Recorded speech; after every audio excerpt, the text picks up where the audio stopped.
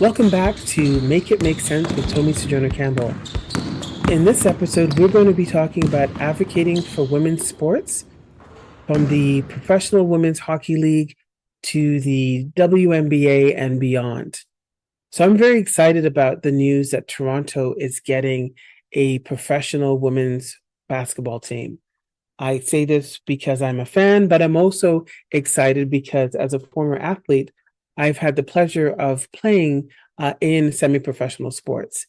Uh, Specifically, I was a football player for the Montreal Blitz, and which was a semi-professional women's football, full contact football team. I had always wanted to be a football player since I was a child. And when I was in high school, I didn't have that opportunity. I had the opportunity to play flag football and soccer, but it wasn't the same.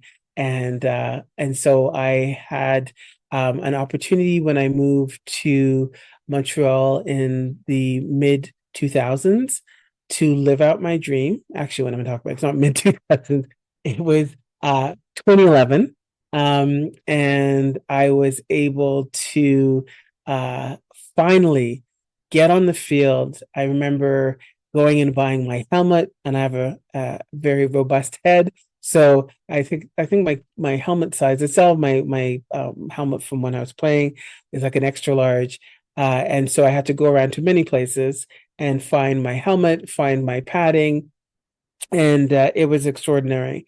And I remember um, creating a video in which I was calling into the space, wanting to be a football player because I had to try out. You didn't just show up and the team didn't just accept you. You had to go, and I ended up for 2 seasons playing on the offensive line for the Montreal Blitz. Most at the time, we were the only Canadian team that was part of the International Women's Football League, and we played against American teams. And I also had the pleasure of going, and unfortunately, I wasn't able to try out, but representing Quebec, and the Quebec was getting together with other teams across full contact football teams across the country to get ready for to form the Canadian women's football team that would then play against full contact football teams across the world. Every 4 years, I believe they have a women's full contact football tournament. And I was injured, so I wasn't able to participate as a team player on the field, but I was able to get a uniform on, and I have some beautiful pictures and memories from that time. And being on the offensive line was a dream come true. I say this all as a setup for my excitement because I have always played sports at different levels of my journey. Then I was a powerlifter, and for a moment in time, I was a registered boxer at an amateur level. Yes, the kind of boxing that you see on television with the helmets and when you're amateur, you have to wear a helmet and gloves. And I boxed through Toronto Newsgirls Club, and that was transformative. So I have loved sports for all of my life. And so with that thrill of seeing and being an athlete, being a supporter of athletics for women, for gender non-binary folks, for men, and for folks who want to be a part of that sport in those sports and in those spaces. I think it's such a crucial time. We're at a pivotal moment in history, in history, their story of creating these more prominence within the sporting industry, if you will, of women's sports. In particular, as I mentioned at the outset of this episode, that Toronto is going to get its first WNBA team. That is, I'm so happy about that. And not only are we going to get the team, we're also, hopefully we'll see the team by 2026. And I believe that's when they're going to launch.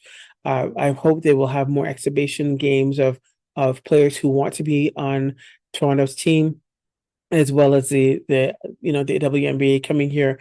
But I think for me, the key things and why I wanted to share this episode and talk about this particular issue around advocacy and women's sports is that we are long past the time where we need to be thinking about and talking about women's sports and fairness of pay, looking at issues of systemic discrimination and barriers that exist. And I do know that across the sporting world, there are discussions that are happening around how do we make this sports, whether it's athletes on the field, employees behind the scenes, team ownership, uh, more open and creating a sense of belonging, addressing systemic discrimination, addressing anti-Black racism, anti-Indigenous racism, the other forms of intersectional forms of racism that exist within the sporting world, within our society in general. And how do we do that? So I wanted to talk about 4 points, and I would love to hear your feedback as you send me in ideas, storyline ideas for the podcast. And one of the ones that I really will want to do a series on is sort of the sporting world and athleticism, and how we can create more dynamic spaces around inclusion and belonging and integrating different perspectives and approaches to ensure that. First of all, that as advocates for women's sports and gender non-binary athletes and sports, is to think about the key things or foundational things that the leaders, the team players, the athletes on the side, all of the professionals and healthcare professionals that work with athletes, the team owners, the fans, and the community members in which these sports are played, is to either start or begin or continue to develop an understanding around what are the systemic barriers and issues that are happening on a regular basis to exclude people and from different sporting arenas, whether it's costs, whether it's discriminatory practices, whether it's biases. It's not a nice thing to talk about, but it's an essential thing, because at the end of the day, it's about creating spaces of wellness where the athlete, the team member, the community member, the fan, the employee can go in and thrive and sort of bring their best self forward. The other thing that I wanted to touch on was looking at integrating different types of practices. Now, for some of you listening to this podcast, you're thinking about, trauma-informed. You might use a trauma-informed approach. You may be using an anti-racism, anti-oppression approach.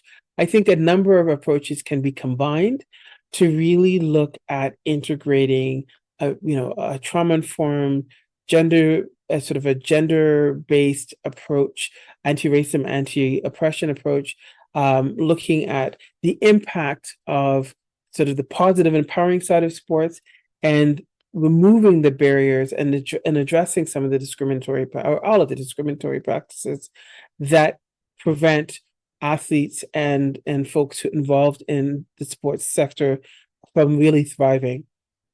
Looking at how to address and hopefully proactively any concerns that might come up as leaders and people investing money. Some of the athletes are investing in their sports equipment. They don't have sponsors, especially at the amateur and at the professional level, depending on what sport it is.